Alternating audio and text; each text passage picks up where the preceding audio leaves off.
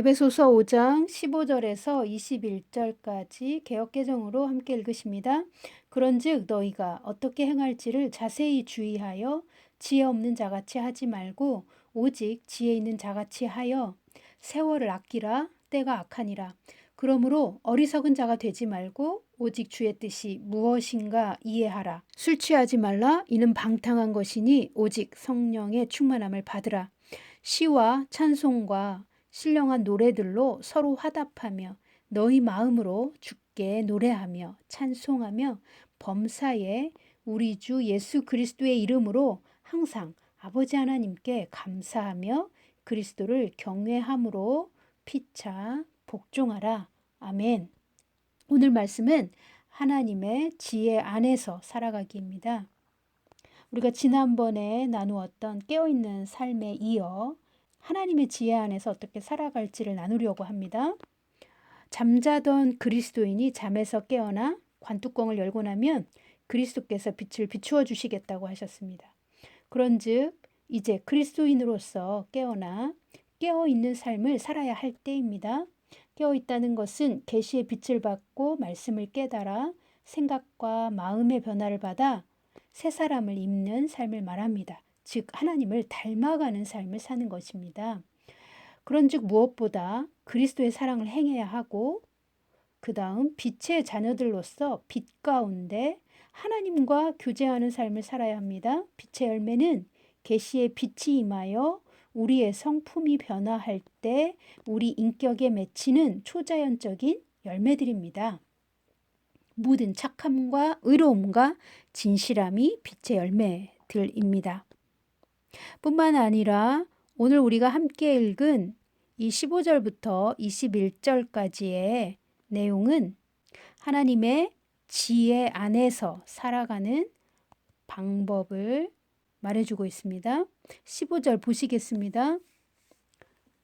그런즉 너희가 어떻게 행할지를 자세히 주의하여 지혜 없는 자같이 하지 말고 오직 지혜 있는 자같이 하여.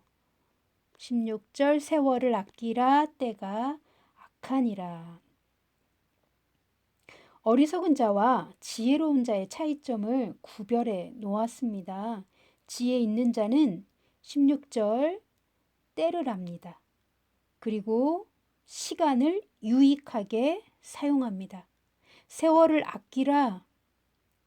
이 말은 하나님의 목적을 위하여 우리의 시간들을 사용하라는 뜻입니다. 때가 악하니라.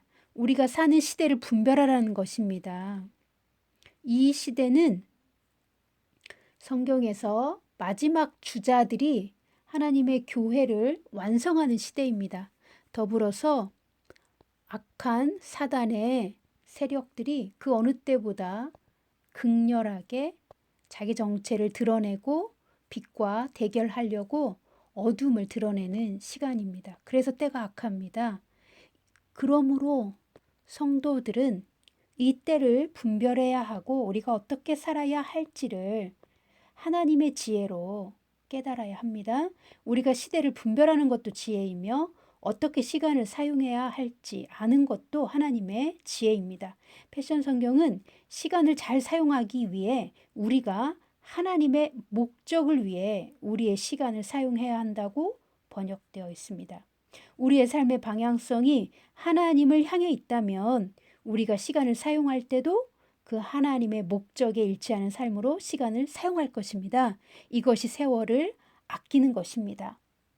지혜로운 자는 17절 그러므로 어리석은 자가 되지 말고 오직 주의 뜻이 무엇인가 이해하라.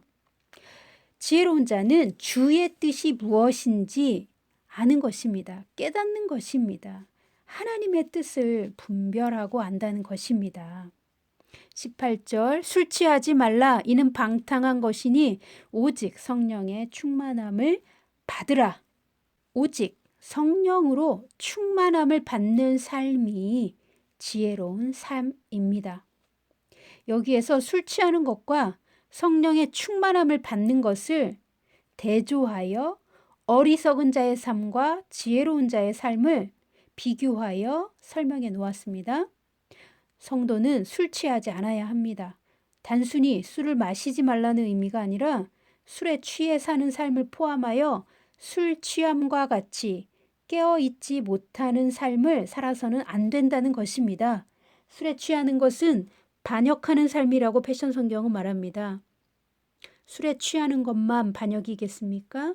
이 세상의 풍조와 이 세상의 낙에 취해 사는 삶, 술에 취한 사람처럼 잠을 자고 있는 상태, 빛의 열매가 없는 어둠 속에 사는 삶이 하나님을 반역하는 삶입니다. 영혼이 둔하여지고 하나님의 뜻을 알 수가 없기 때문에 잠자는 것입니다. 하나님의 뜻과 일치하는 방향으로 가지 않습니다. 하나님의 목적 가운데로 가지 않습니다. 하나님과 빛 가운데 교제할 수 없도록 어둠에 갇혀 있는 삶이 되기 때문에 술 취하지 말라고 하는 것입니다. 그렇다면 이 세상에 술에 취하는 것, 잠자는 것과 비교하여 깨어있는 삶, 그리고 나아가 성령 충만함을 받는 삶은 어떤 특징들이 있겠습니까? 19절부터 21절까지의 내용입니다. 시와 찬송과 신령한 노래들로 서로 화답하며 너희 마음으로 주께 노래하며 찬송하며. 성령 충만한 사람들은 시와 찬송과 신령한 노래들로 서로 화답하며 예배합니다. 또한 마음으로 주님께 노래하며 찬송하며 예배합니다. 시는 하나님을 높이는 시입니다. 시편의 기자들이 성령의 감동을 받아 예언적인 시들을 썼죠. 그리고 거기에 곡조를 붙였습니다. 그런 찬송시와 또 찬송가를 만드는 작곡가들이 만들어 놓은 우리가 부르는 찬송가들과 또한 신령한 노래들이 있습니다. 새 노래라고도 번역이 되어 있고요. 즉흥적인 예언적인 노래라고도 부르고요. 영적인 노래라고도 말합니다. 이 신령한 노래들은요, 우리의 영이 성령님의 감동을 받아 악보도 없고 누군가가 이미 써놓은 시가 아니라 매우 즉흥적으로 나오는 하나님을 찬양하는 그리고 예언적인 노래들이 우리 영 안에서 나오는 것입니다. 이런 노래들이 우리의 예배 안에서 풀어지는 것이 성령 충만한 사람들의 예배입니다.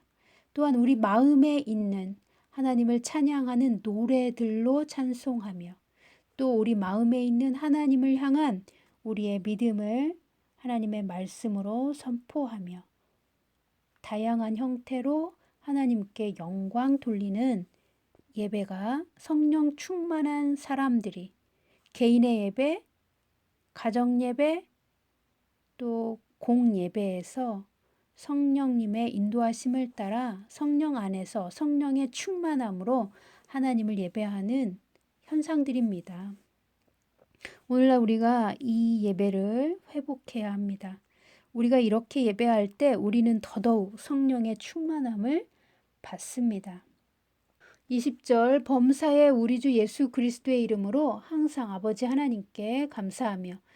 성령 충만한 사람들은 범사의 모든 일에 예수 그리스도의 이름으로 항상 아버지 하나님께 감사한다고 되어 있습니다. 특별히 우리와 함께하는 사람들, 우리 인생에 보내주신 사람들, 하나님의 하늘 가족들로 인하여 하나님께 감사하는 것이 성령 충만한 사람의 삶입니다. 왜냐하면 우리는 가장 감사가 나오지 않는 영역이 관계 안에서 사람과 사람과의 불편한 마음들, 불평들, 비판이나 용서할 수 없는 마음들 때문에 하나님께 감사하지 않기 때문에 그렇습니다.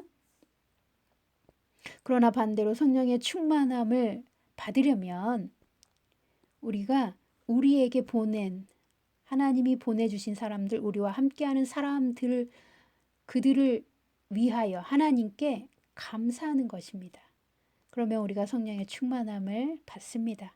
21절 그리스도를 경외함으로 피차 복종하라.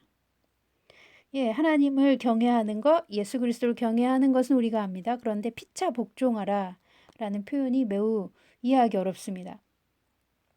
이 말을 패션 성경은 이렇게 표현했습니다. 그리스도를 향한 여러분의 경배로부터 나오는 깊은 사랑 안에서 서로가 서로를 향하여 지지하여 주십시오. 아멘. 우리가 예수님을 경외하는 마음으로 상대방을 지지해 주는 것을 말합니다. 존중하고 지지해 주는 것입니다.